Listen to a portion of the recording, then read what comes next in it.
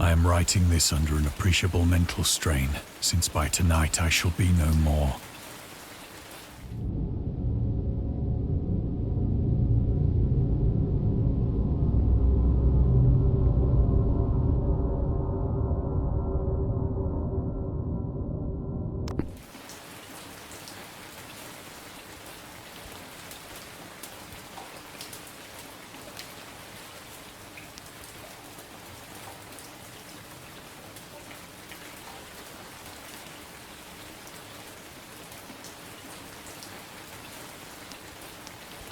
Penniless, and at the end of my supply of the drug which alone makes life endurable, I can bear the torture no longer, and shall cast myself from this garret window into the squalid street below. Do not think from my slavery to morphine that I am a weakling or a degenerate. When you have read these hastily scrawled pages, you may guess, though never fully realize, why it is that I must have forgetfulness or death.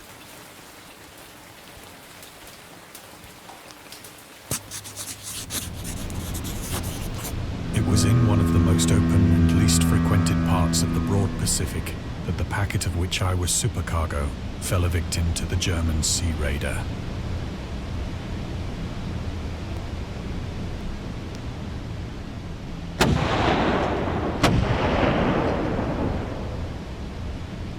The Great War was then at its very beginning, and the ocean forces of the Hun had not completely sunk to their later degradation, so that our vessel was made a legitimate prize, whilst we of her crew were treated with all the fairness and consideration due us as naval prisoners.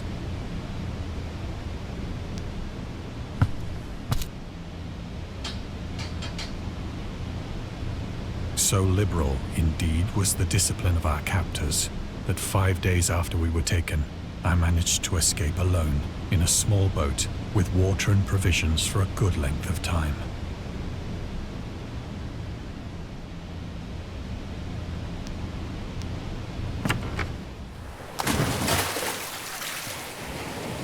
When I finally found myself adrift and free, I had but little idea of my surroundings. Never a competent navigator, I could only guess vaguely by the sun and stars that I was somewhat south of the equator. Of the longitude, I knew nothing, and no island or coastline was in sight.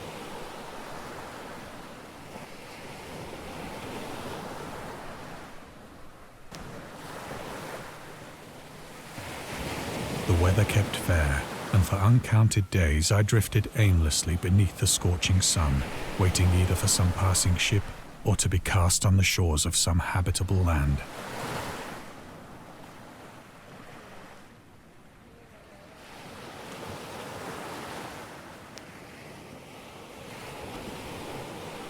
But neither ship nor land appeared, and I began to despair in my solitude upon the heaving vastness of unbroken blue. The change happened whilst I slept. Its details I shall never know, for my slumber, though troubled and dream-infested, was continuous.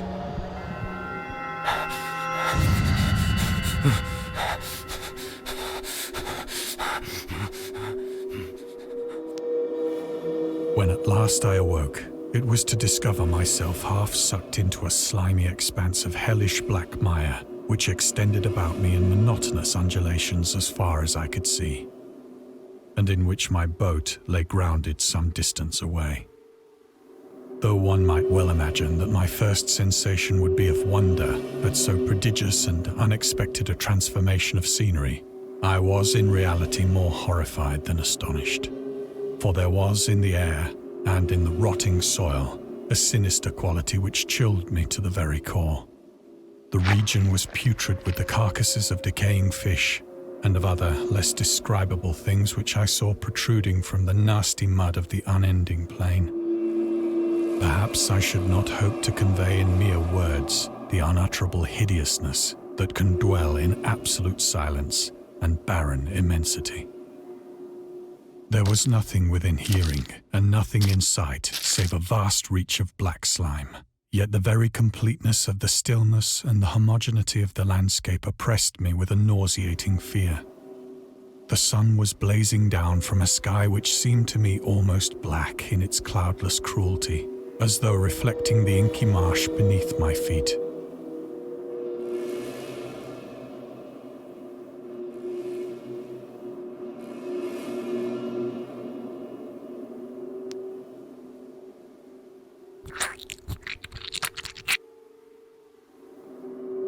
As I crawled into the stranded boat, I realized that only one theory could explain my position. Through some unprecedented volcanic upheaval, a portion of the ocean floor must have been thrown to the surface, exposing regions for which innumerable millions of years had lain hidden under unfathomable watery depths. So great was the extent of the new land which had risen beneath me that I could not detect the faintest noise of the surging ocean, straining my ears as I might. Nor were there any seafowl to prey upon the dead things.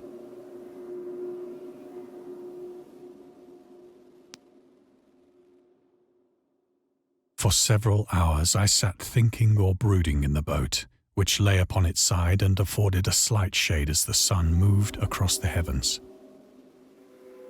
As the day progressed, the ground lost some of its stickiness and seemed likely to dry sufficiently for traveling purposes in a short time. That night I slept but little, and the next day I made for myself a pack containing food and water, preparatory to an overland journey in search of the vanished sea and possible rescue.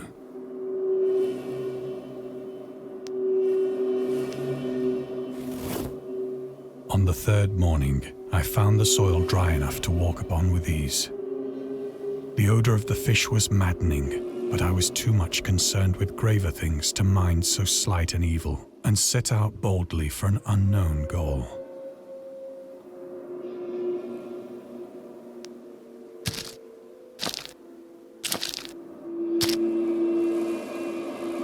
All day I forged steadily westward, guided by a faraway hummock which rose higher than any other elevation on the rolling desert.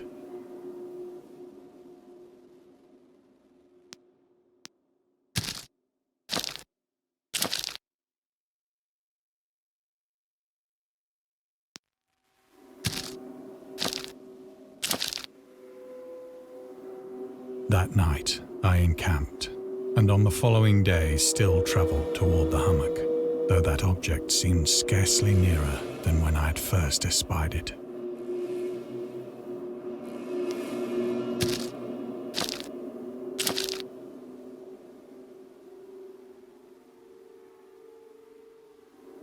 By the fourth evening, I attained the base of the mound, which turned out to be much higher than it had appeared from a distance, an intervening valley setting it out in sharper relief from the general surface.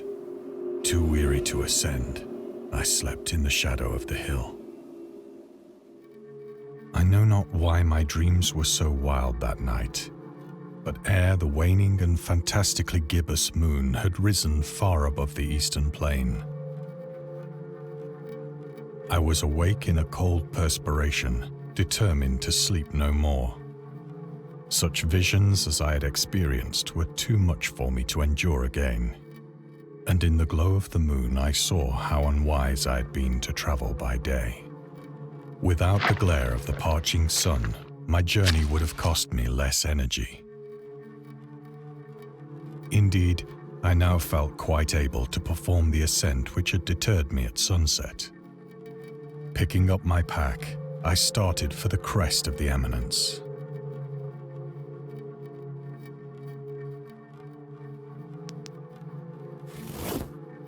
I have said that the unbroken monotony of the rolling plain was a source of vague horror to me. But I think my horror was greater when I gained the summit of the mound and looked down the other side into an immeasurable pit or canyon, whose black recesses the moon had not yet soared high enough to illumine. I felt myself on the edge of the world, peering over the rim into a fathomless chaos of eternal night. Through my terror ran curious reminiscences of Paradise Lost, and of Satan's hideous climb through the unfashioned realms of darkness. As the moon climbed higher in the sky, I began to see that the slopes of the valley were not quite so perpendicular as I had imagined. Ledges and outcroppings of rock afforded fairly easy footholds for a descent, whilst after a drop of only a few hundred feet, the declivity became very gradual.